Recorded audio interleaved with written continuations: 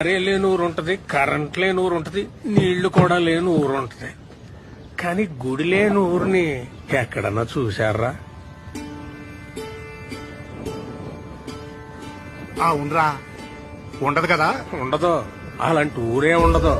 ఎందుకో తెలుసా? ప్రతి గుడిలోని దేవుడు ఉంటాడని కాదురా, ఆ గుడి ఆ దేవుడిగా చెప్పాలని, ఆ కథ మనకు గుర్తుండిపోవాలని కడతారా. మన రామాలయం సీతను కాపాడుకున్న రాముడు కథ కాదు చెప్పేది. అలాగైతే అది ప్రేమ కథ మాత్రమయ్యేది కదా. ఆహా, రాముడి సమస్య తనదనుకున్న హనుమంతుడి కథ. ధర్మం వైపు ఉన్న రాముడికి మేమున్నామని నిలబడ్డ వానరుల కథ. అధర్మంపై గెలవడానికి యుద్ధం చేసిన సైన్యం కథ అది. అందుకే రామాయణం లోక కళ్యాణం కోసం జరిగిందంటారు. ప్రతి భజనలోనూ చెప్పుకునే ఈ కథ ఏదో ఒక రోజు మనకు ఉపయోగపడాలని